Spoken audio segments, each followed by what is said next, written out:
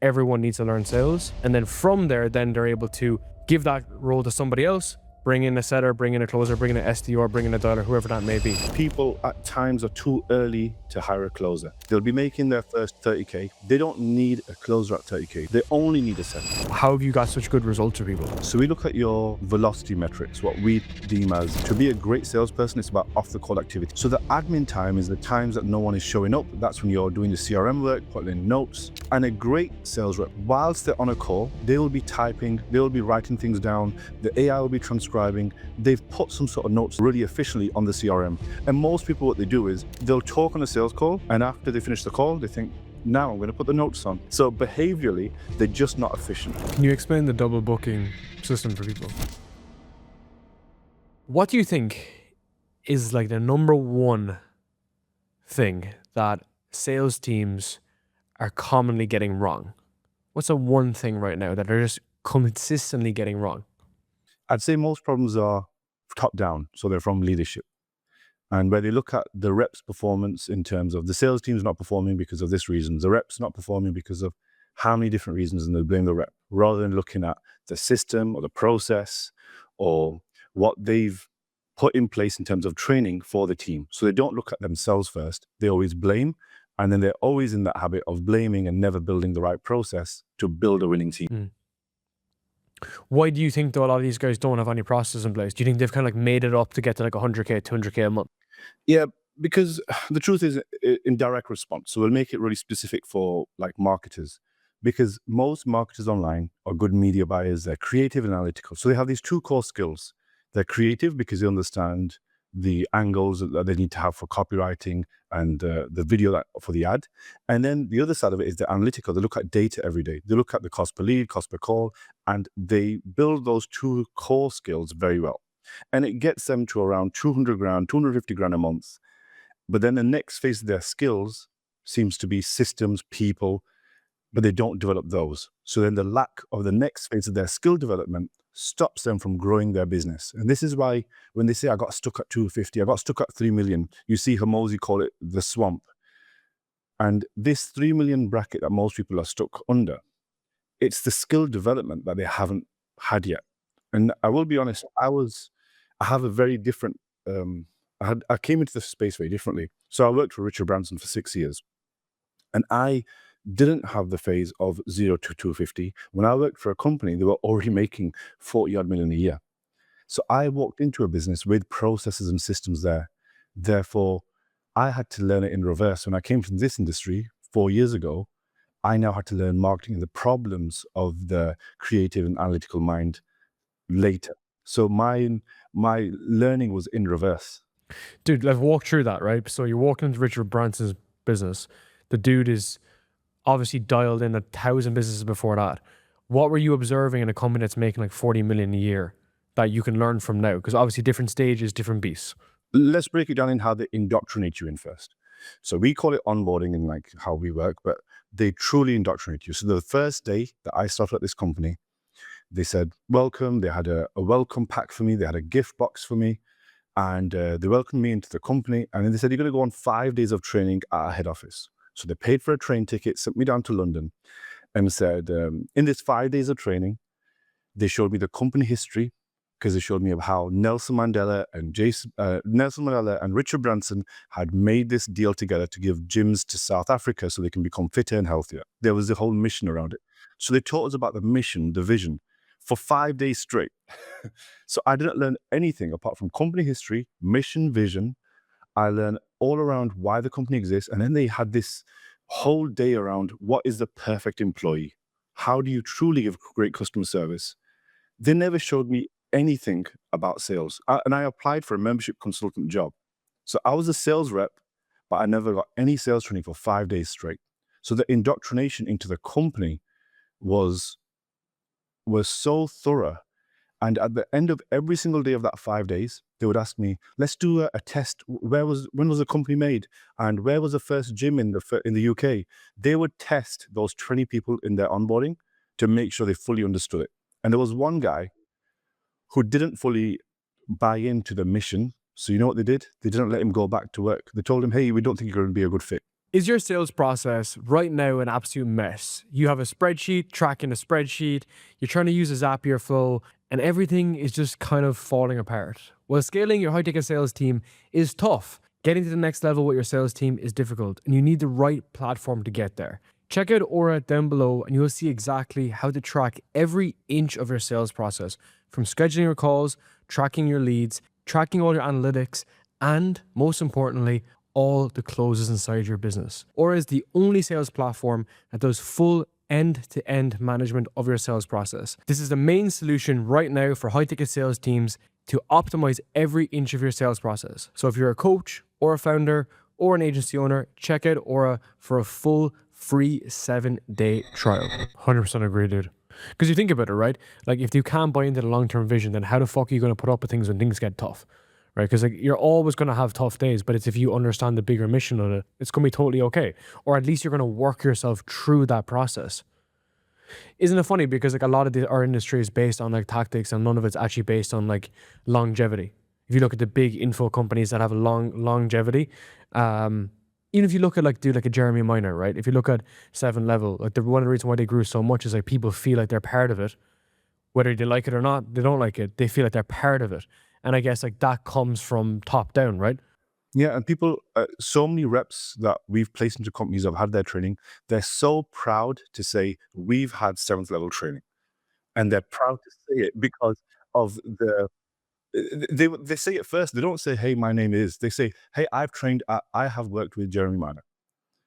So it's your brand means a lot, but also the standard. And the standard comes from an internal process. Okay, walk me through that, because it's funny you mentioned this about the 200K mark, because I actually have a video on my Instagram. You can see it. And where I see like a lot of people that I work with are coaches. They're maybe that 20K to 50K a month mark. My biggest like grief is the fact that they don't get the 6 figures because they don't have the skills, the identity, the systems, the processes.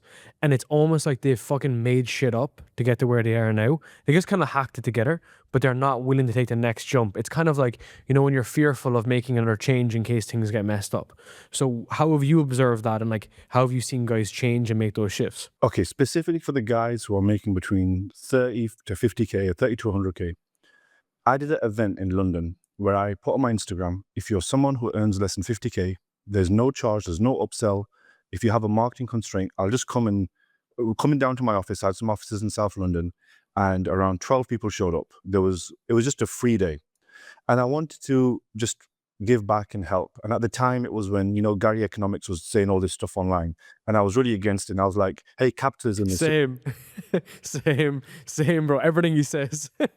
And I was so, because I really believe in conscious capitalism, where it's not just about crony capitalism, where it's about taking. I also want to make a lot of money. I'm never shy about saying it, but I also want to build and give back. And I want to have a feeling that I've given more than I've taken. This podcast to me is a great feeling because I feel like I'm giving. When I met these 12 guys and they came down, they all said I have lead constraints.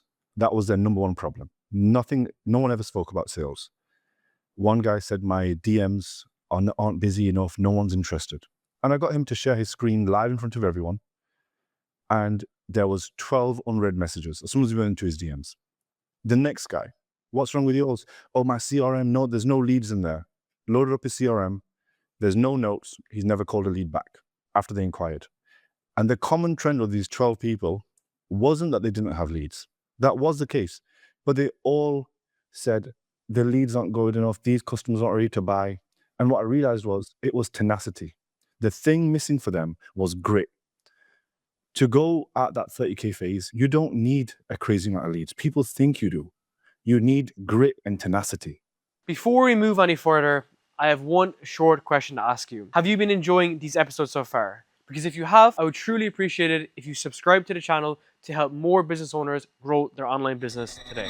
100%, dude. It's funny because like you can kind of, it's like jazz hands, right? The way like Taki Moore describes it is like it's hustle and jazz hands to like $1 million a year, and then it's literally a quantum leap, a different person, like the person that you've become. It's an identity shift. One thing that I have observed though is a lot of guys don't make the decision to go. I don't know if you're familiar with the book Category of One. The first chapter in Category of One is the decision to go, and you have to make a decision in your business. Do you want to go for greatness or grow or have a bigger impact, a better way to put it, or are you happy to stay small? And if you want to stay small, that's completely fine. There's a place for you in the world, but it's like the person that needs to change to adjust to this. Maybe that's like a sales team you need to build. Maybe it's a better marketing engine, but it's more of like an internal shift first. That's why your business is a reflection of you, and your customers are also a reflection of you, right? It 100% is. Darren, you've got a great reputation for the guys in the start of their business, getting to their first million. So what if I tell you it's grit, what do you see? Because you've given them the tactics. You work with these guys. I don't really work as much. I don't work with anyone with leadership. So when you're working with them, what are you seeing? So a lot of the times they're good in one domain. It's funny because I interviewed a sales rep even today. The guy was really big into sport and he was big into like e-com back in the day. So he's good at something. It's competency in one area of life. And then you teach them the skills, the offer, the content process, and they plug and play into it. So it's usually like an underlying skill characteristic. And then from there, then it's more like, okay, they're just doing one channel at a pretty well level. They're doing one content system at one level. And from there, it's a bit more like a system. But at that point, then they reach a cap, because the way I describe it is like you want to get oversubscribed in doing one fucking thing before you look to bring in more people to help you. So sales is the perfect example. So that's why my general approach is like everyone needs to learn sales, and then from there, then they're able to give that role to somebody else, bring in a setter, bring in a closer, bring in an SDR, bring in a dialer, whoever that may be. But I think you have to do it for yourself before you do it for anybody else. I don't. Would you agree with that, or what would you think yourself? I 100% agree, because people at times are too early to hire a closer. And this is what they'll do. They'll be making their first 30K. They don't need a closer at 30K. They need a setter. They only need a setter. Around 50 to 80K, you now bring in a closer, but it's half your calls. Why would you give them half your calls, not full?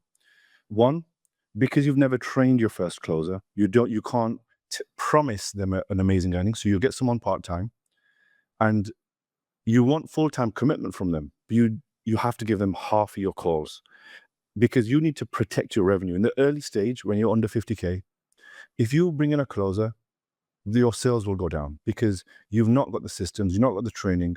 So what happens is you make 50K, you bring in a closer, then your sales dip to 20, you blame the closer, get rid of the closer, then you start back and you're in this loop for a very long time. What you do is you give them half of your calls and you just run a round robin with the closer. That way the closer sees what a great example you are.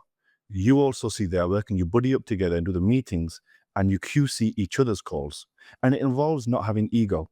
And in the early stage, when someone makes 50K, this is when they buy their first sports car. This is where they go on and get their first Richard Mille or get their first Patek, whatever they get. And because they're flexing so hard, their ego stops them from being having the humility to QC a sales rep their call, and the sales rep QCs their call. And this small habit is what stops people growing. Mm. Have you noticed that a lot when it comes to the setting process too? Because even on the closing side, I think closing is a little bit more obvious because you see like the revenue not coming in. But setting is something that I've really realized that people just try to pawn off. They're like, oh, hand it to someone. Well, they try to hand it to like a VA, which is never going to fucking work, right? But they try to offload it. But I guess I'd love to get your thoughts. My opinion on this is you need someone to be ongoing overlooking people's work, ongoing this in the trenches, not looking at like drastic changes, but just 1 degree here, 1 degree there, just small, subtle nuances. How do you find that? Because, so I want to get your thoughts on that, like how to train and how would you apply that to people that are trying to get to 6 figures a month? And secondly, how much would you hire? I'd love to get your thoughts on that. How many people? Okay, I do want to say, last week, I was a setter for a day. The reason why, I have multiple 8-figure companies that we're running. We have percentages in these companies that we have fractional deals. We're consulting so many large B2B businesses. We place sales managers. And there was a business and they were adamant it's the setter's fault. And the CEO, because it's such an important deal to us, we have a good stake in their company. I said, I'm going to be your setter for the day. And all their processes were broken. And I said, I'm only going to do the setter to the CEO if you'll be the setter with me. Because I knew his ego wouldn't let him be the setter. So when I said, I'm going to be the setter with you for a day, he said, fine, I'll do it. So we stayed on Zoom for 8 hours. And this might sound like a waste of time for most people, but the realization to this CEO that I'm willing to sit and dial for 8 hours, even as a CEO, they learned that there's no ego. You have to be willing to get into the weeds and work out what it was. And we worked out the connected rate was so low, the dialer had issues, there was tech issues, there was the script didn't flow as well. And we found all of this by actually doing it. So sometimes you have to just jump in and do it. So around the setter question, but you did ask me a couple of questions in a few different parts. So I don't want to avoid that point. You're right. We can double tap on that too. So I think just to add to that, right, is it's kind of like you never want to ask someone to do something that you would never do yourself. And I've really kind of found this over the last couple of years, because it's like, well, dude, I've ran the business and set people, and now you're coming in to replace and make it better. Like, you should be providing that training, that support, that material, and then some, which is like you're running the test for people. Like, you're actually fucking looking at the dialers. And it's funny because I've had a similar issue that you just explained there before, but it was only until I saw it myself I could fix it. How do you think about hiring reps in general? Like, do you hire in twos? Do you hire in threes? I'd love to get your thoughts on that. Yeah. So with setters, what I do is I now so the goal with hiring is to make the interview process as close to the job as possible. So I'll always have a system where first it's a culture interview, the next is a skill interview. And in between culture and skill interview, I send a personality test. So before I used to sell the 16 personalities test, now I send the Clifton personalities test. So in between first interview culture, getting to know them, Clifton personality gets sent.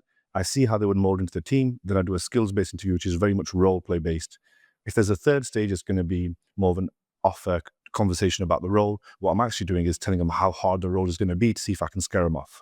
And that third, if I do a third call with them, so on this third call, when they are eager for the job, what most CEOs do is, you're going to love it here. You're going to absolutely skyrocket. You're going to make loads of money. I do the opposite. I'll say it's going to be super hard. I'm super hard to work with. I have crazy high standards. You're going to be getting, there's going to be a day where at 5 p.m. you're going to finish on a Friday, but I'm going to text you saying the KPIs aren't done. Is this right for you? And if they stick around, then I know it's right. Dude, that's fucking super important. Let's just double tap on that if you don't mind. I didn't mean to interrupt you. I actually had an interview this morning with a guy, outbound sales rep, really smart guy, 4 years experience with B2B, and he asked me, how much will I be working? And I was like, I don't fucking know. It's a startup. Like, I don't know. And I was like, I kind of was taken back by it. And I was like, what do you mean by that? Like, what's the word track there? And he was like, well, like reps burn out and stuff. And I'm like, yeah, I'm not trying to get you to burn out, bro, but I'm not going to tell you that it's going to be easy. And it was a very interesting question. He was like, oh, I just want to know like when I'm going to be off and stuff. And I was like, Are you an agency owner, coach, or consultant looking to scale your online business? At Volks, we help business owners scale their online business with content. We help them specifically build a high-ticket offer, create content that turns into clients, and also help them with the sales process to make sure every single call that's booked in your calendar turns into a client. If you want to see more about exactly how we do this, hit the first link down below and watch a full free training on how smart entrepreneurs are building a business in 2025. You want to say, what is your limit? I want to push you to your limit and find new areas and find what is your new limit. And you're only going to find that. And you're only going to have that true development. I also see it as, so I'm in my 30s. I owe something to young salespeople where I need to develop them so they are successful in their career. So aside from sales, I want to have felt like I've done good work. And part of that feeling for me is these guys who are 18 to 24, by the time they're 30, they remember that someone taught them hard work. And unfortunately, I'm willing to be that bearer of bad news when I say that's not good enough. Because I know it will do good in the long term. And regarding your question around hiring, you said, do I hire in twos? What I do is with setters, I'll have a list in the CRM, which is old leads. And I'll always have a list. So let's say you use HubSpot close. I'll always have a list of leads that just didn't close, that weren't any good. Because there's money in there. We all know it. So I'll have 1,000 leads, 500 leads in that list. I'll hire 2 setters. I'll onboard them, get them to the course material, and I'll say for 7 days, whoever gets through this list, whoever has the best result, gets the role. So the way I hire is quite unorthodox because I make them do a 7-day trial. I can promise them they'll make great income. I can promise them they'll have great training, but they need to be able to show that they can do the role. So I do a 7-day trial. It's paid. Whatever they make in that role, they'll get straight away. And I also tell them every commission that you get on this trial week, you get an instant payout. And the reason why I do this is the logic behind instant payouts for setters specifically. Most people do it monthly. I actually changed the way we do payouts. You may think it's a payroll headache, but it's not as much when you have a system for it. There was in America, you have the truckers, and they used to get paid per mile. So Darren, don't know if you know this, they actually stopped that. So truckers used to drive across America delivering all sorts of goods, and they used to get paid per mile of delivery. Every mile they drove, they got paid more. These drivers would have accidents. They never stopped driving because for every mile they were getting paid. They knew what they're earning. So they would cause accidents. They would just never stop. Eventually, they had to make it illegal to pay them that way. Because when you incentivize people for instant gratification, they perform. You as a CEO, you don't want instant gratification. Your skills are different. For setters, they get paid instant for the next day, what they performed the previous day. And when you pay them that way, they will perform better. Do you do this when they're actually onboarded too? Yeah, when they work for us as a setter, and when we consult companies, we change their process to have instant payouts. And there's a whole system behind it. So I know we're moving a little that's away from the insane. recruiting, but just to No, I love it. It's awesome. explain it to you in detail, we have a point system. So let's say there's a team of 4 setters in a team. We'll have a point system because I'm trying to incentivize the behaviors that I want. You know a lot about incentives and commissions. I've seen in your content that you understand sales pretty well. But I want to make human behavior as extreme as possible. So what I'll do is I'll say, there's a point system today and there's a virtual whiteboard for the setters. The first one to dial that day gets a point. The first set gets a point. The highest show rate gets a point. So I give points for every single great behavior I want to see. Every single day, whoever got the most points gets $100 bonus the next day. And when you incentivize them, they have to also hit their KPIs for the day. So they have to have the 2 sets, 3 sets, 4 sets for the day and hit their dials. But because there's an additional payout, and I will sometimes not pay a higher base, I'll pay a lower base, but I'll add in the daily payout bonus. So the OTE is the same. So the way I've structured pay on the P&L, it doesn't hurt your P&L as much because we're still paying you the right amount, but we're paying you in dribs and drabs because we're incentivizing your behavior along the whole way.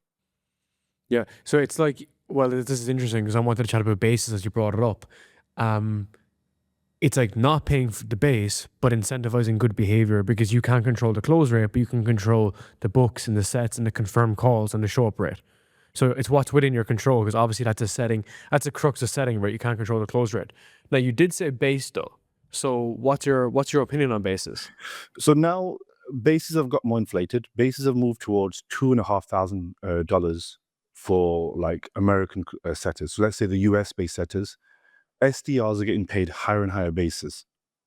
It's because it's become more competitive for them, but also on the opposite side, cost of acquisition price has gone up.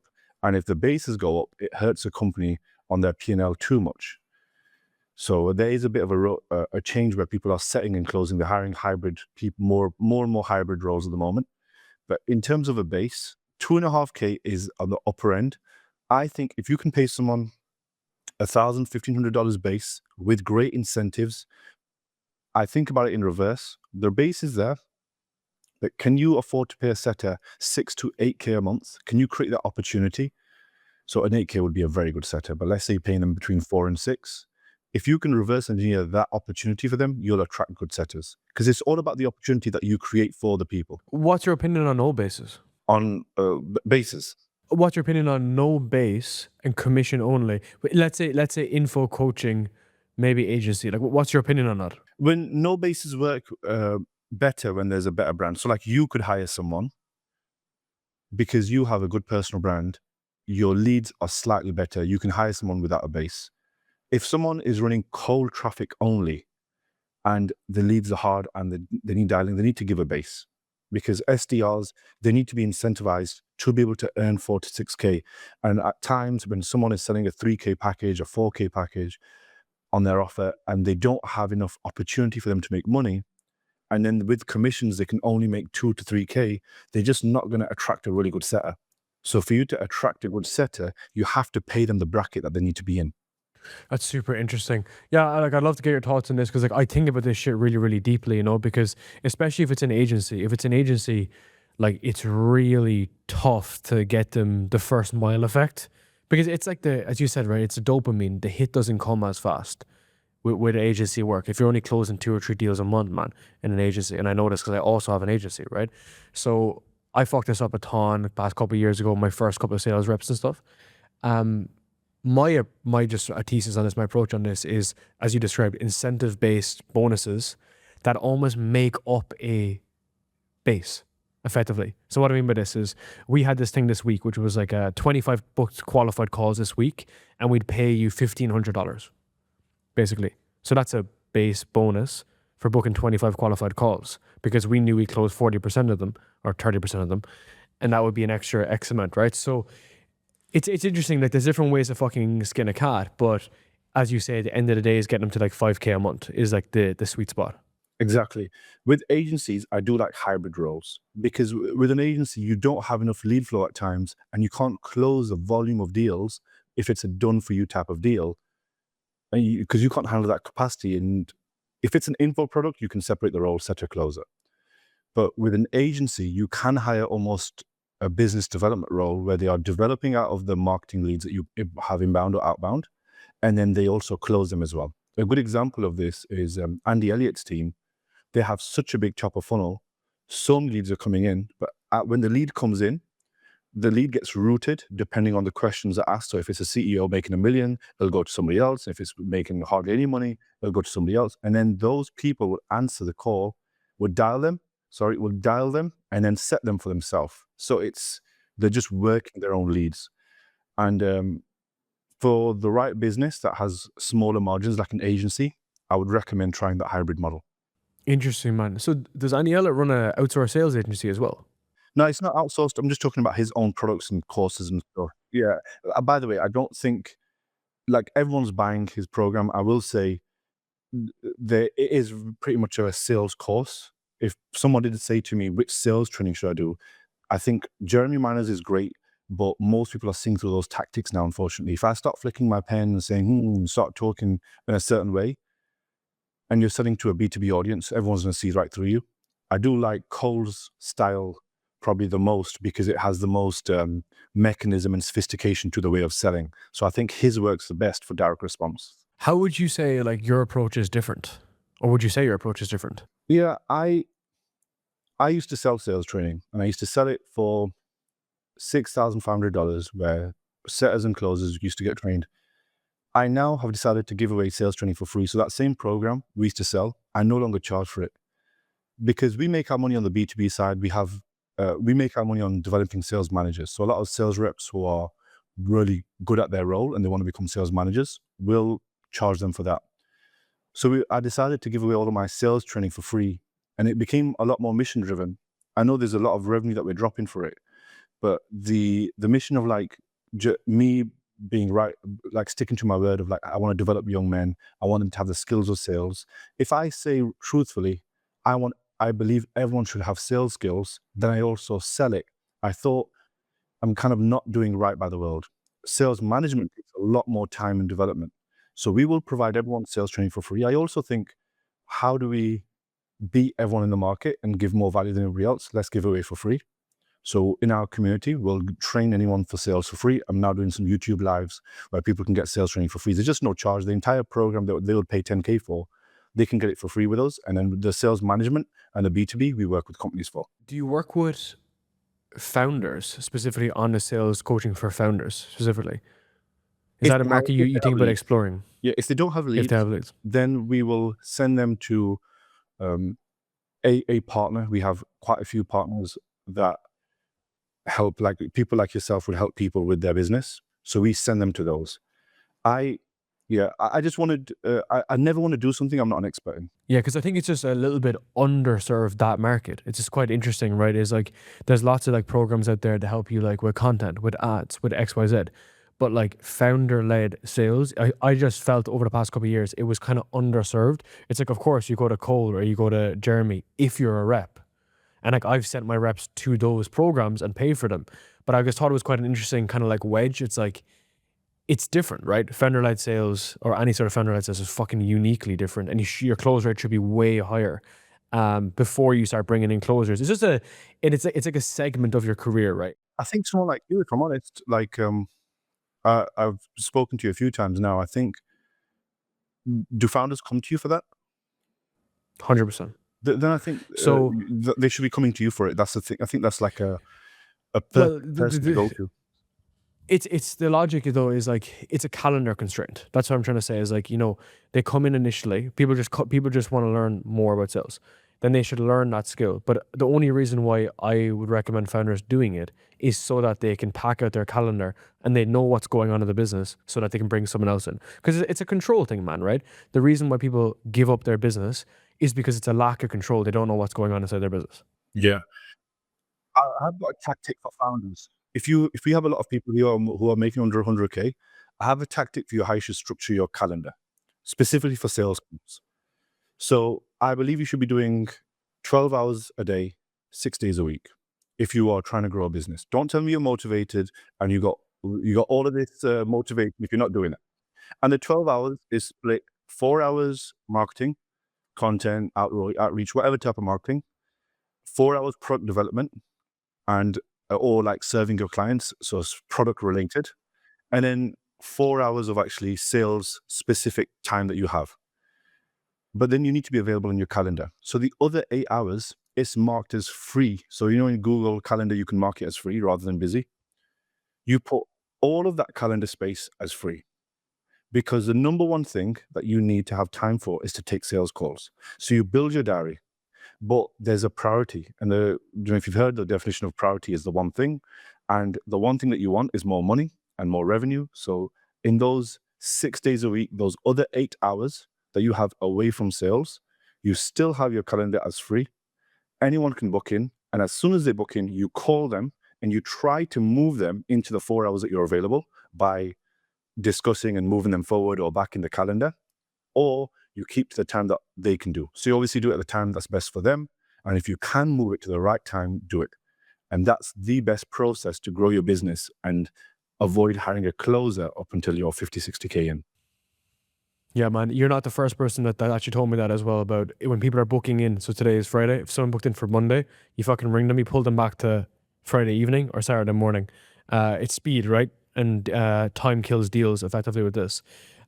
I want to get into your zone of genius. So the real multi 6-figure a month mark, like how have you found your wedge in this? Because like, dude, you have a small audience, but you're like wildly respected. Like whenever I speak to anyone, like everyone knows about you, which is quite unique. And also like all like the bigger companies, they're like, oh yeah, like I know Uzi for this reason and so on. So like, what's your edge? I would say I've built my business by going out and shaking hands. It's not been through content. I've met you through referral. You didn't meet me through my Instagram page. So I have Instagram. Personal brand is a massive priority for me. But if I'm not good at something, am I going to wait until I get good? Most people, what they do is they make content and they'll say, when I'll blow up, I'll be busy. That to me is sitting and waiting and being like, they would feel like I'm just waiting for something to happen for me. And I take accountability for my sales and my business growing. So what I do is anywhere that someone was going in the very early days, 2 years ago, people will tell you who know me, I went to every mastermind. Every time I made a sale, that would cover the mastermind ticket for the next place. Because I knew if I just help people, because I genuinely do love helping people. If I go and meet the people that I follow, I shake their hand, show them what I can do for them and help them, business will just come my way. And that's what's happened by giving. And I think about every relationship that I have, I need to be in a 3-to-1 ratio of giving to taking. And I want to give 3 times more than I've ever asked. And if I do that for every single person, my business will grow. And that's been the logic that I followed, which was away from leads, content, everything like this. I was still doing everything there. It's not popped off. I've never gone crazy viral, but I've built this great business from shaking hands and going and meeting people. Dude, I think that's very unique, right? Because you can sniff when someone's looking for something off you. And especially because everyone's getting so fucking sophisticated. And when you're selling to people that are making multiple 7 figures a year, going into 8 figures a year, they're hesitant. They're super, super hesitant. You know what I mean? So that's where it's good morals, good values, and following on that process from there. How would you say in your actual sales implementation is different. And I know we've had a chat before and you show me all your internal shit and it's mental. Like, how have you got such good results for people? Yeah. So my thing is, I always talk about priority and focusing on one thing. Every single business that we manage and we work with, we look at what is the one thing you need to do that week. So we look at your velocity metrics, what we deem as the most important things. For example, your connected rate, how many how many calls have been set, what's the percentage, close rate, show rate, offer rate. All of these metrics is around 15, and we will look at what is the one metric that we need to affect this week. An example is, let's say you had generated 1,000 leads in the last week, and out of those 1,000 leads that you've just generated, your team made 4,000 calls. So one of the metrics that we measure is touch density. Each lead got called an average of 4 times. So I now know, well, if all I did was get you to double your touch density to 8 in the next week, everything else downstream will make more sales, more appointments, more sales. So I don't need to touch your close rate. What most sales companies and consulting businesses do is, we're going to train you on sales. We're going to do your close rate, but that's right at the bottom. That's not going to get you more throughput. So we'll focus as early as possible in the process. And sometimes it's just saying, just spend more money on ads. And so we think about it from a top-down perspective. So if I'm increasing your dials now, over the next week, how are you going to increase dials? How many tactics can we come up with to increase dials? Is the constraint a manual labor constraint? Is it you don't have people? Is the dialer good enough? Do you have a power dialer? Is it that maybe your mobile number, I don't know if you know, but mobile numbers can also have a bad reputation, just like an email. So the mobile number's connected rate can go down. It could be the dialer's not right, the tech's not right. There could be so many different things. So we need to problem solve over the next 7 days. How are you going to fix it? So then that becomes the one priority. After we fix that one thing, is it where we need to be? Can we get it up further? And we don't move off that number until it's fixed, and then we move on to the next number. And by the time we've worked through a cycle of fixing one thing every week, your business has exploded. Question for you on that is, how do you manage this? I guess like from scaling my own team, and it's nowhere near like a huge team, but it's still 8 people, right? I have found that like it's harder to manage the stuff that we're managing, right? It's like what gets measured gets fucking improved, right? But let's say just the dialing thing, because that's a really good example. How are you on top of like, okay, let's double the dial connects and so on and so forth? Are you building out this shit? Like, how is that done? Let's say they're doing 4 dials a day. Let's say they're doing 4 dials per lead. I look at what is stopping each person from doing more dials. Is this what you want, the tactics? Is this what your question is? Like, how do you do that? More managing it. Like, how are you managing the tech side, the data side? So if they're doing 4 dials a day, and I know in close you can see how much it is, but are you literally like creating dashboards off this shit, or are you just going in and checking it every single day? So there's 2 ways, depending on your tech. So, when you're a business under 250K, 300K a month, you don't have a dedicated tech person. As you grow, you have a dedicated tech person. But let's say in a dream scenario, you're using HubSpot and you've got a setter-specific dashboard. Now I have automated data from what your setters are doing in terms of how they disposition each call. Then I also have them doing a manual tracker and an end of day. So there's 3 different reports that the data gets put in. They do an EOD, whether that's a form they fill out end of day or a Slack message. There's a spreadsheet they fill out manually, and there's the automated data that gets pulled. So I can see how we're collecting that data and if it's matching. If it's not matching, the first thing I do is we do training to make sure that data matches up. Because the CRM is only ever wrong if someone is not clicking the right thing. So we'll make sure everyone is clicking the right thing. And most people don't put CRM training into their morning meetings, but we do. We look at the CRM every single morning for every sales team. We share the screen and say, oh, the number just seems to be out. What's going on?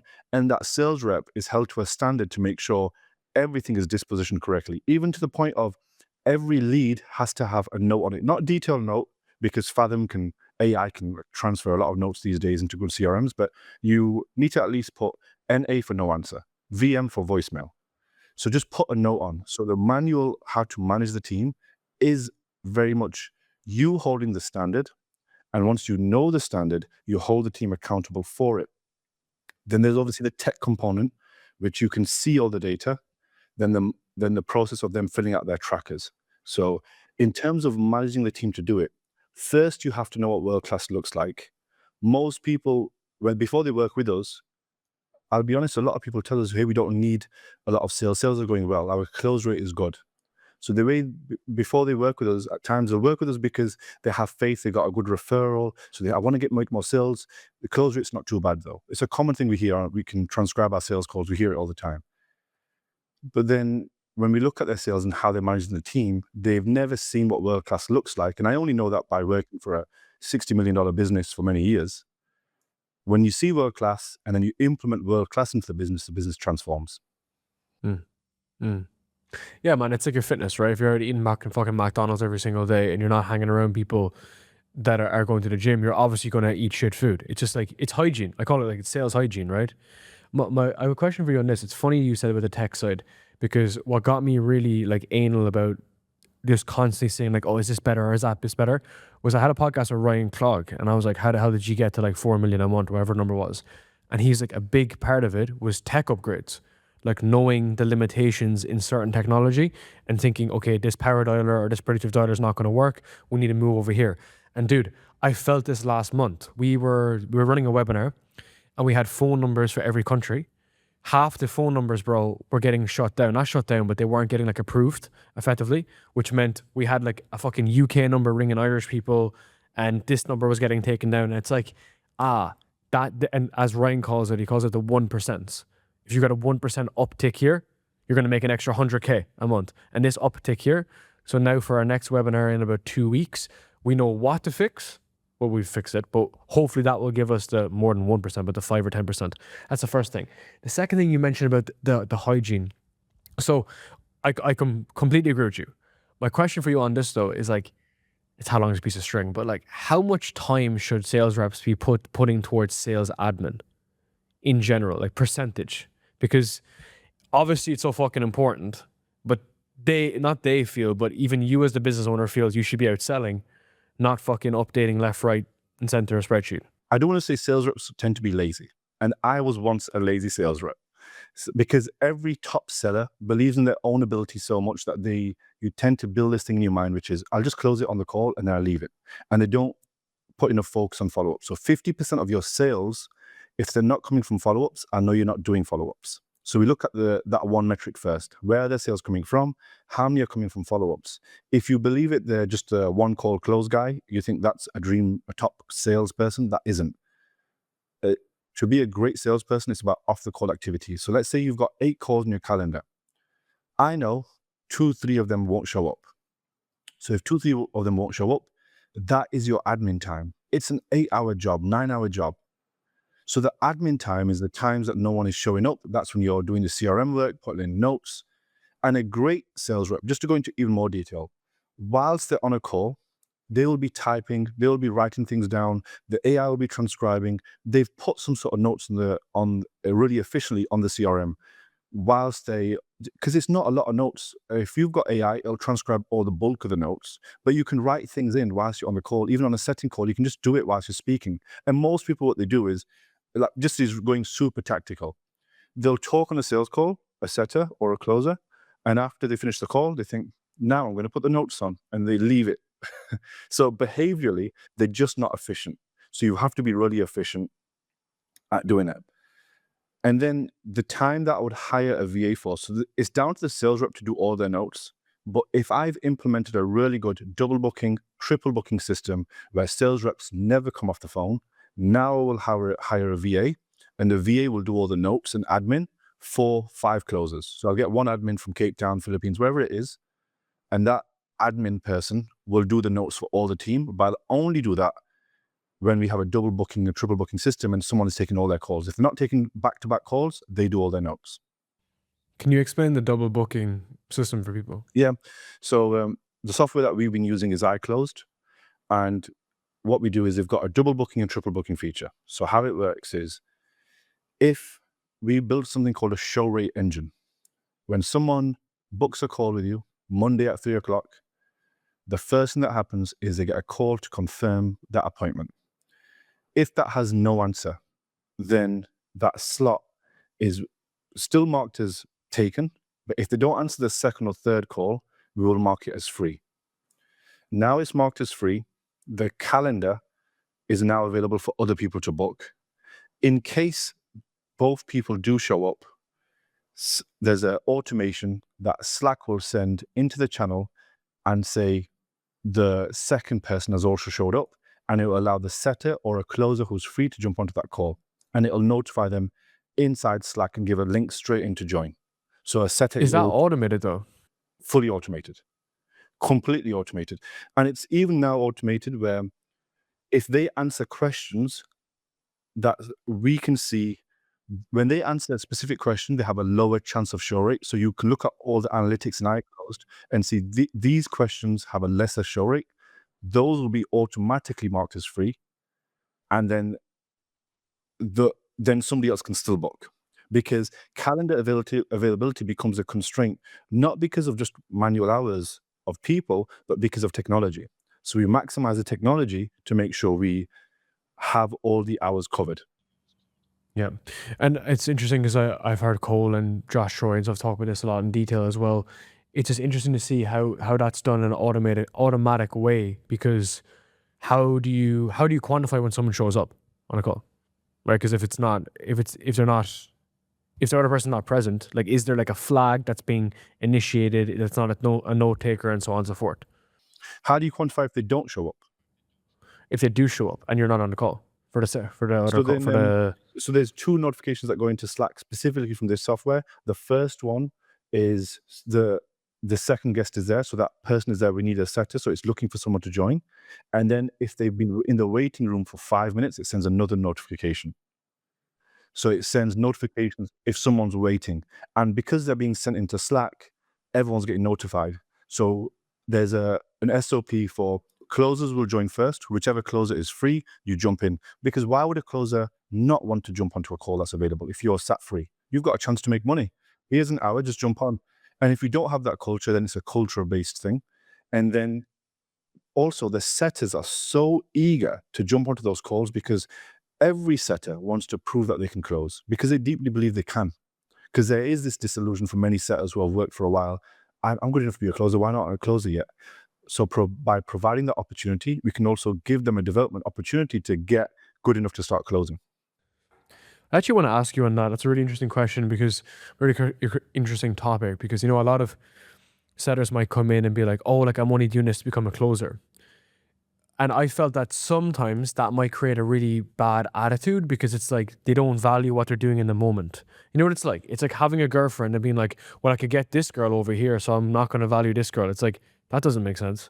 So it's almost they don't value their role and put time into it. So I tried to do a bit of a mindset shift, which was like, hey, you're learning fucking sales, and you're learning how to speak to people, and you're learning psychology. Like, this is going to help you for the rest of your life. So it's like less about like you're a setter and more like you're in sales, and you're learning the gift of sales. Now, we do pay setters a little bit higher than usual because we don't pay bases. So the delta is not that much between a setter and closer, just in commission structure. They obviously don't take the calls or take the volume of calls. But what I'm trying to say is, like, my question is, how do you create a very good setting culture so that people don't get cold feet or hot potato trying to move to the next offer to be a closer? So a setting culture is first created from volume, not quality. Every setter, I will first, in their ramp up, we prioritize total dials first. What most people do is talk about sets and talk about show rate, because let's say the founder's taking calls and it's not the closer. Founders will get annoyed that a setter has booked on a deal onto their calendar that was not qualified. They'll tell the setter off. The setter will drop their call volume. We see it happen all the time. And that's a common thing that happens. So the first thing that we do is we tell the founder, just take the shit for a few weeks. They're going to put garbage on your calendar, but just encourage them to get the dials up first. So once they've got the dials up, 200, 250, 300, if they've got a power dialer, now the dials are there, we can then look at quality. And now when we start carving out quality, we can say, okay, say this different or do this different. But we first have to culturally build their volume up first. And how do we build that culture? At times we do something called a call drive. And every single week in every setting team, there's a call drive. And the call drive is where everyone jumps on Zoom. And for 2 hours, so we did it with our setting team recently. So it was a Wednesday at 3 o'clock. I saw on the dialer on HubSpot that's the time. Wednesday at 3 o'clock seemed to be the time where everyone does the least amount of dials. Maybe it's like a midweek slump. So what I did was I said, guys, we're going to do a call drive all together. Everyone, we're going to jump on and we're going to call the leads live on Zoom and put each other on mute, hear each other's calls, talk some shit in between dials, but we're just going to have fun.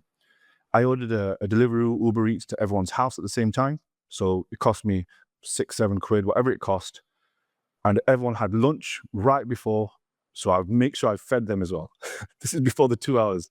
So I fed them, got them drinks. And now for 2 hours, I say at the beginning, whoever hits the most dials and whoever gets the most sets in this time will get prizes randomly. So I've got like 6 setters on and they're all dialing. And then I have a mystery box. And each mystery box, after every set, I open the mystery box, one's empty, one's got £20, one's got £50. So I make it super fun. And then I just create this environment where culturally they're just doing a lot of volume. And when they did it, the next day, once I'd done this call drive, I showed everyone, guys, just want to show you some data. Over the last 8 weeks, this is how many dials were getting done between Wednesday, 3 till 5. A total of 200 dials across the whole team, or 100 dials. But when we worked together on Zoom, we got 5 times as many dials. Why was that? And I asked them. So this is self-coaching. And then they all said, oh, well, I think it was just that accountability. So then I asked, do I need to hold you accountable all the time? We'll keep doing the call drives because they're fun. But how do I ensure that I can coach and develop you all, encourage you to do that many dials most of the time? And then I've now coached them to see a new standard.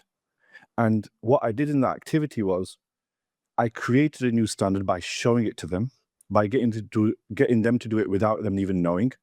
Once I've created a new standard, they then know they can do it. So that's culturally how I manage setters in very different ways. And I just come up with tactics to be able to drive volume up and drive more sets. Love it, man. I think the biggest thing there for me is like that you give a shit, right? Like that's the biggest thing is that you actually care about these guys and you do things that that makes you feel like personable with them. And we always joke like at our company that most like managers, sales managers, or not sales managers, most founders speak to their setters once a month at best, you know? Whereas the fact that you're so committed to your team is the reason why they're kind of outperforming as well. There's also that component too. Because it's more like looking up to you as a mentorship. I do have a I question want for to ask you you one. just about setters. I'm just curious because we don't have a lot of DM setters. We have a couple of clients that do Oh, that. well, I was just about to chat about it. Okay. You How took the words in my mouth. How are you doing that for your DM setters? Because I'm really curious. Like, Yeah, man. I don't Dude, also want to. I know you've got good tactics in you as well, so I'm always up for hearing yours. yeah, dude, and like I'm always open to like feedback too. Like, so just for context, like I would say that we really fucking rammed the DM funnel, like very aggressively. And I would say we did it in a very good way that has protected the account in a good way, touch wood, right? And the way that that's why I wanted to ask, you took the words out of my mouth. My thesis on this is that the most respected IG accounts in the eyes of like Mark Zuckerberg is at max 150 outbound messages a day, new messages. But the activity that happens inside the engine is up to around 600 to 800 conversations.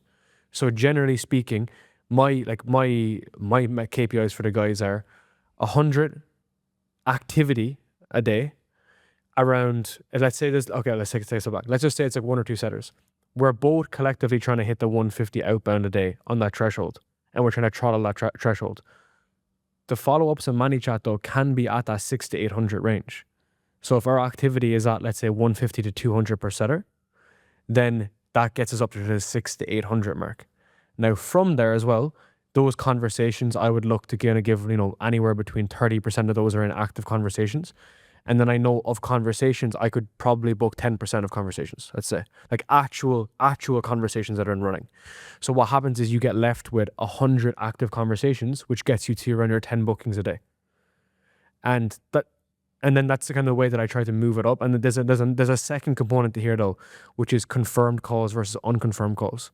So in settings, specifically DM setting, is if they're unconfirmed, they will 100% not show up. Like 100%. I would almost say they're never going to show up. Because I think there's like this weird thing where they're booking on their phone, it's not going to their Outlook or to their calendar, it's not getting set on it. So we look at calls, confirmed calls, unconfirmed calls, and then our SOD report looks at what's unconfirmed, and we're just making sure that everything that's unconfirmed is getting confirmed for that day. Just a tactic that we've done with follow funnels. I do want to say on the DM side, we've never had that funnel for any of our sales teams go past 300K in a month. I've had about 5 teams this year. None of them have got past 300. So I just want to be honest with you. So I'm saying to you, you can scale these, but I've just not No, managed. no, dude, 100%. As in, like, this is why I'm running a webinar funnel, is because, and you would have seen this in Quantum, like, as in, I talk about this a lot to people, which is like, I believe that we're at the very, very upper end of a DM funnel in terms of like capacity. It's like there's a few things there. There's 2 sides. There's one, Instagram, but the other opportunity for us is LinkedIn. So LinkedIn for us is a bit of a blue ocean in terms of LinkedIn through Salesflow. I remember I shared with you Salesflow the other day. Salesflow is nice because you can. So you'll find this hilarious. My old sales mentor, because like I learned sales from people that were fucking way better than me. He spoke to LinkedIn, and LinkedIn confirmed that there's no limit on volume of messages on LinkedIn when they're connected to you. So you can hit 1,000 people in a day if you truly are that fucking insane. So basically, we use Salesflow to give us a central location so that we can have all these conversations running 24/7. And it works because on LinkedIn, there's way less smoke screens. I would say there's very little. And you can see everything about someone, absolutely everything. I do want to give you a show rate tactic for DMs. Hopefully you don't do this. I think I came up with this. So what I do is for every time we've booked in the DMs, I'll say to them, screenshot me, you've accepted it on the calendar, and I'll send you back a prize. and then they send it back. So they screenshotted that they've accepted it. Then the prize is that I give them a gift card for a coffee for a Starbucks at the same time as the call. I say, here's a gift that you can use to get yourself a coffee for our call. And I also send them a video of, the pre-call warm-up video, which is about an hour long. So I'll give them the video. So I say, I promised you 1 gift, but I'm actually going to give you 2. I give them a coffee voucher and I give them the video to watch. And the consumption of the video has completely changed because, on YouTube, on the unlisted, whether you use Videolytics or YouTube, you can see people are watching it. They're watching it now because we gave it as a prize. When it was given away, just like, hey, can you please make sure you watch this? Look at the positioning psychologically. Please make sure you watch this before the call, or else we might not take the call, or whatever tactic, compared to, thank you for doing that, here's a prize. The difference in consumption is crazy. And then the coffee voucher is reciprocity. So obviously, reciprocity very well from sales. And I thought, well, if it's going to cost me £4 or $4, whatever it is, and if I'm going to make 100 calls and it's going to cost me $400, I will get more show up rate and I would close more deals. So I give everyone a coffee voucher. And the crazy thing is the take up rate on the coffee is so low. They don't even use it. So you can just give out these gift cards. They just say thank you. They really appreciate that you've done that. They show up to the call thanking you. We have so many people show up to the call saying, man, thanks for the coffee voucher. That's really kind of you. I've never seen that done before.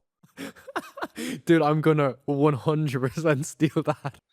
So screenshot, 2 gifts.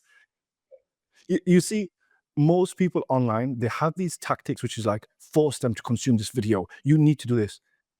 I want everyone to smile. If they smile, they will buy from me. If they feel genuine love, they will want to buy. How do I create that feeling? Dude, it's so interesting because, like all those pre-call videos, and like we have all that shit, right? It's like the reason why people don't watch it is because it's homework. You've given an entrepreneur, someone who's naturally rebellious, homework. Of course, they never watched your 6-hour free fucking training. There's nothing in them.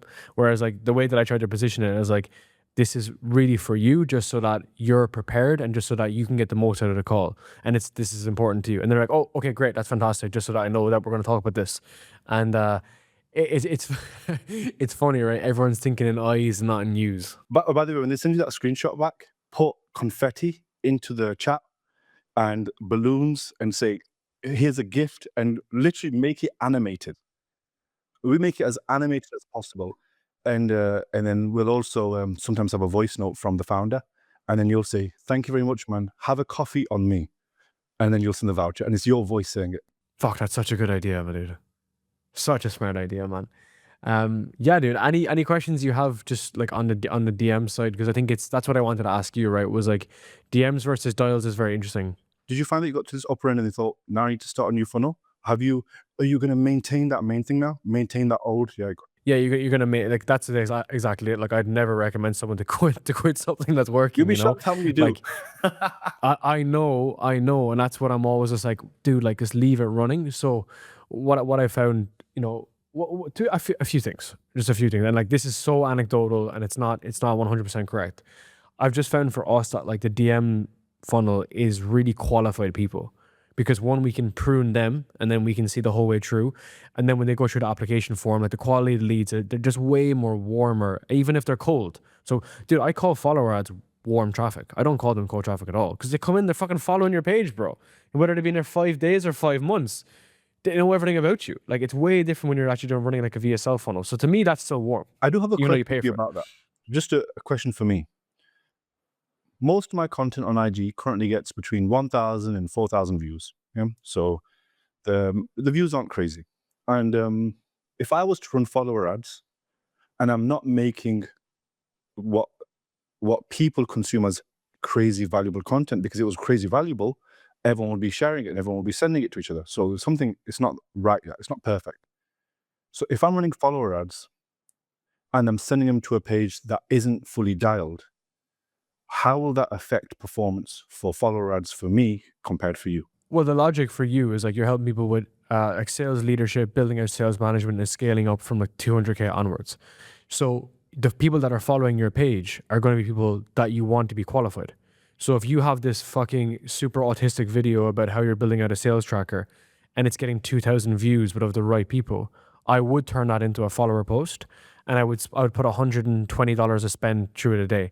Then I would track the percentage of people that are qualified. So there's guys that, I'm going to give it a go. yeah, 100%. Dude, I'm telling you, this is going to work. Let me just explain exactly how to do this, right? Just to give you a bit of So, context, my IG is for B2C, sales reps that want to become sales managers. The B2B is all done through referrals, and we don't really advertise for that as much. So B2B is done at events. a fucking simple. Let me explain it clearly. You have a reel that's like this. Something like, I don't know who needs to hear this, but just being a sales rep on your own isn't going to make you super rich. If you're a sales manager, you get a base plus a commission of the entire upside, and eventually you become like an equity partner. And what does that sound like? Right now you're struggling XYZ, okay? That's the real. It speaks to the sales rep, sales manager aspirational goal. I'd throttle $70 through that just a day, just to see it. The people that come through, they're going to be followers that are going to be sales reps. They'll probably have something in their bio to do with the fact that they're a sales rep because they've probably been trying to get roles on Instagram. So you can see qualified followers. I would look at the percentage, providing it's above 15%, which I think it will be. It's good to scale that. And then when they come in, we just need to send a simple message being like, hey man, thank you so much for following. Are you currently in a sales role right now? Yes. Are you looking to, basically become a sales manager? And book them in. I guarantee you that that incubation period will be like 14 days. But even if it isn't, they'll be in the ecosystem. They're still following you. You keep hammering a message and you'll have a shit ton of qualified people. Now, what we did there just to kind of improve a few things was we have like a free course. We get people to sign up on the free course. So it's like fucking comment the word course to learn how to build out a content system. When they follow on ManyChat, they go to a landing page, they put in their details, and you can still dial them. So we have them on ManyChat, we have them on Instagram, and then we also have them in our CRM and so on. So it's like a ding, ding, ding. They're everywhere. They're everywhere. And when they go to your then course, the main thing is like, do you capture their number and opt in at that stage? yeah, they can do it there, and it'll go straight into close and stuff as well. So what I'm trying to say is then you get the full spectrum of everything. And then all you got to do is just make sure the setting's solid, and then I do think a lot of times it is like a setting issue why they're not really converting, because you either burn them too early or you don't do enough of them. And I just think you just kind of, you just throttle it, you stay on top of them. And I would say that if for people that are like beginners, not beginners, but I mean like sub 6 figures a month, it's the easiest funnel to scale if you don't know what you're doing with ads managers and so on, which was me, man. Like, and it is me in many ways. And you know, like you don't have to, you can be a potato and scale a follower funnel. Like genuinely, it's fucking so straightforward. Whereas I know I'm rambling, but I had a coaching call this morning with this guy that's he's based in Dubai, and a lovely guy, and he feels like with 3 setters, he's coming up to the top of his follower funnel. And I was like, bro, you're making 60K a month. Like, you just need to fix the setting. And he's like, oh, I'm going to start a VSL funnel. Think of the 36 different hooks you need to learn to fucking figure out the VSL funnel. You can just fix the setting, which is basically what we're just going to do for December. Just improve the messaging. You know? And it costs you fuck all, dude. That's the irony in all this stuff. It costs you nothing compared to all the other stuff. Yeah, and operationally, most people try to build a webinar, and to do a webinar or a VSL funnel, let's say you're going to do a webinar, your first webinar is going to be dog shit because you've not done one before. Most people look at these experts who are doing a webinar, present amazing, not only the psychological words in the webinar, but the presenting, the like delivering it properly. It takes you around 5 goals to be able to get good if you are already understanding marketing at a good level. And then think about a VSL funnel.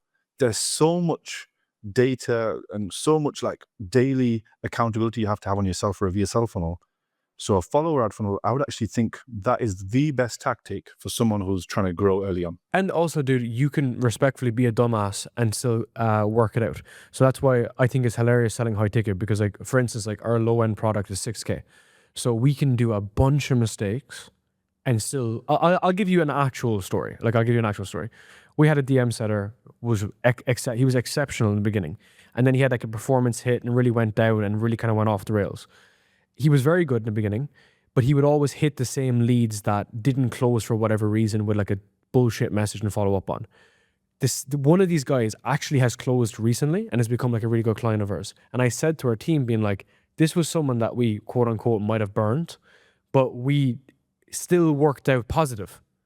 Whereas you don't have that margin for error in a VSL funnel. I know you had that podcast with Dan Henry, and that's actually one of the reasons why we got on so well. It was just like a funny podcast, and like I love Dan. Obviously, he's like a fucking hero of the industry.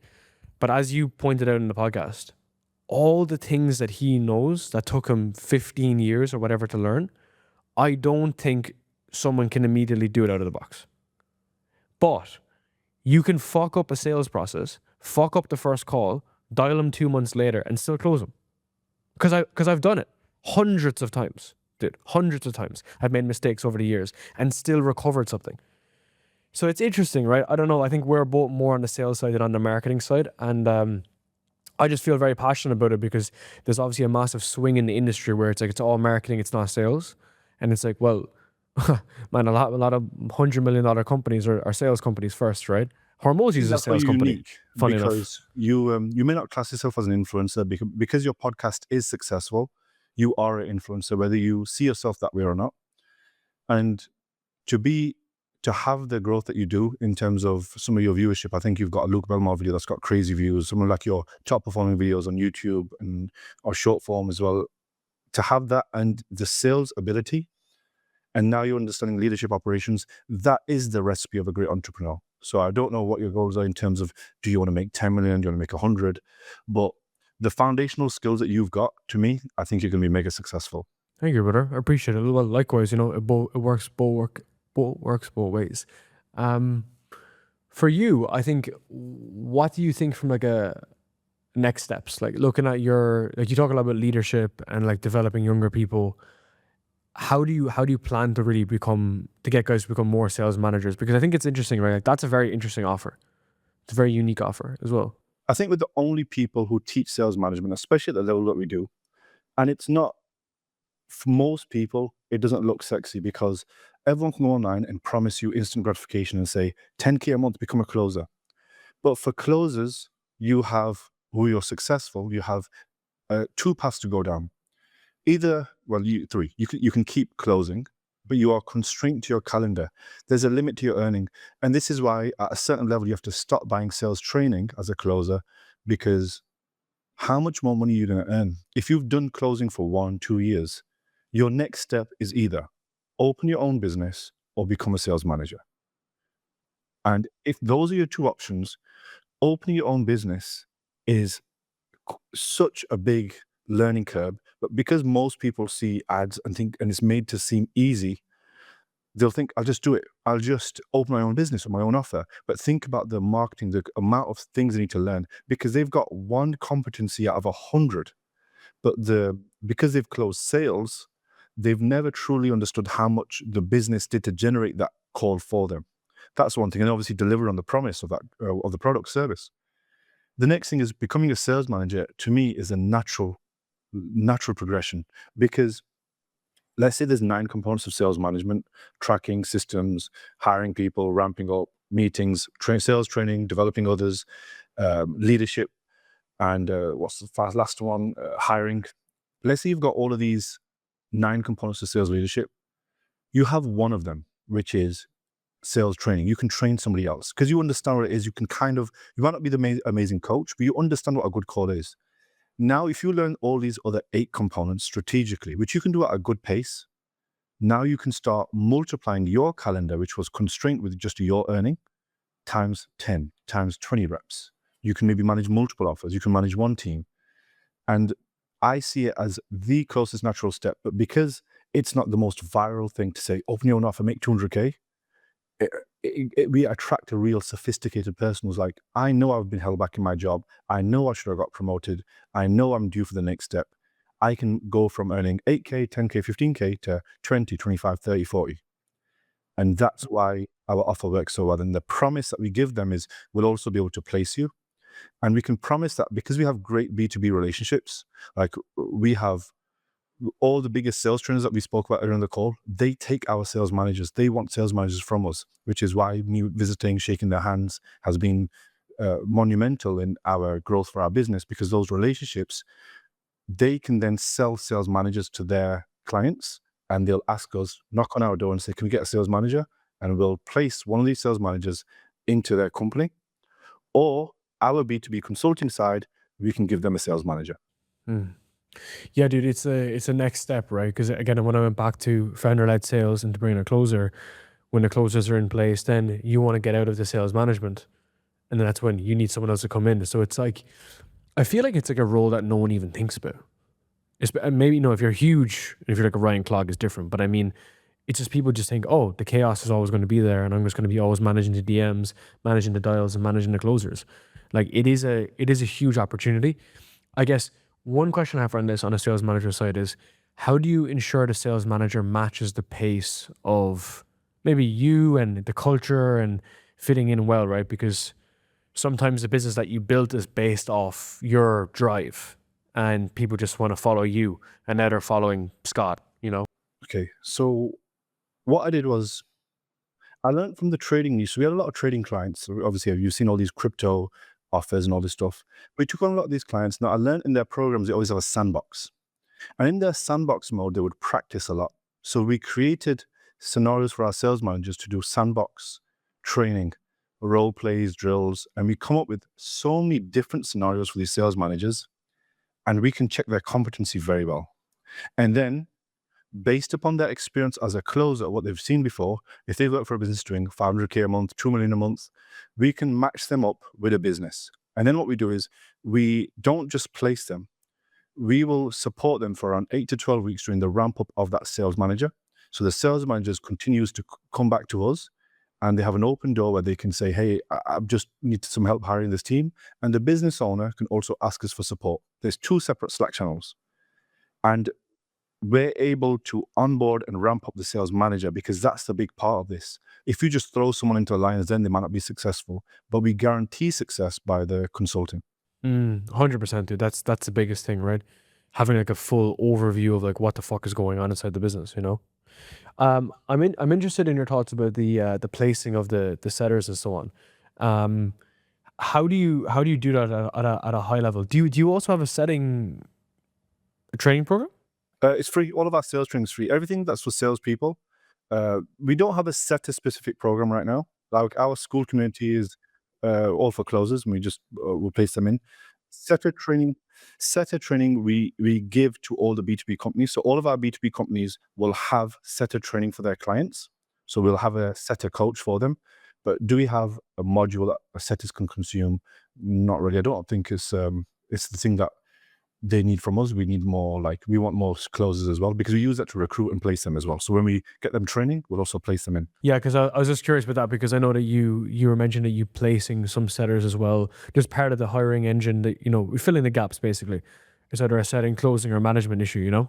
Yeah, we have around 6 different communities that train setters, those feeding to our head of recruitment. And then every time we're looking for a setter, they'll ask those 7 communities. The head of recruitment will message those 7 communities, and then instantly they'll give us a setter, and we'll interview a group of those setters, and then we'll present the best candidates to the business. Sick, dude. Dude, that's insane. Yeah, it's just getting the business to the next level. That's a big thesis from this, you know. Dude, I want to say a massive thank you. This has been so awesome.